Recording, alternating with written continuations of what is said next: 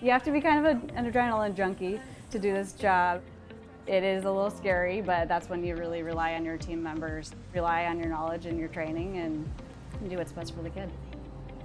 My name is Julie, and I'm a nurse on the transport team at Children's. We do neonatal and pediatric critical care transport. Every day is different, so we come in, we grab our phone and the radio and kind of make sure our equipment is all ready to go, the aircraft, the ambulances, everything. Sometimes there's a call waiting for us as soon as we get here.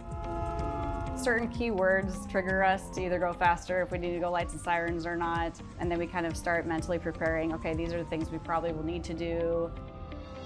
Our skill set is so much greater than the nurses at the bedside within the hospital. We're almost more like a provider.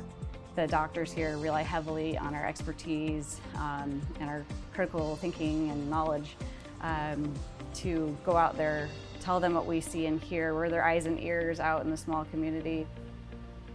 A lot of people do like to say we're superheroes. I don't know, I don't like to think of myself as that. I just like to think I'm doing my part and trying to provide the best care for that kid.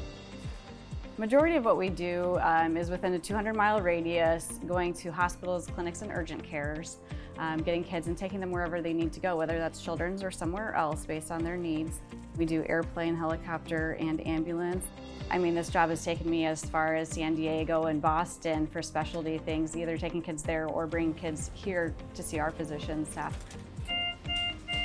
One thing that I do love is when I've maybe started an IV on a kid or poked them for labs or done something to them, and in that moment they kind of hate me.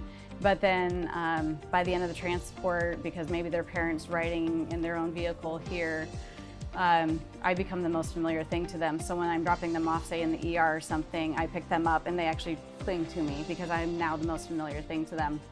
And so they just want to snuggle. I'm like, okay, if I don't have somewhere else to be, I'll hold them until mom gets there if I have the time.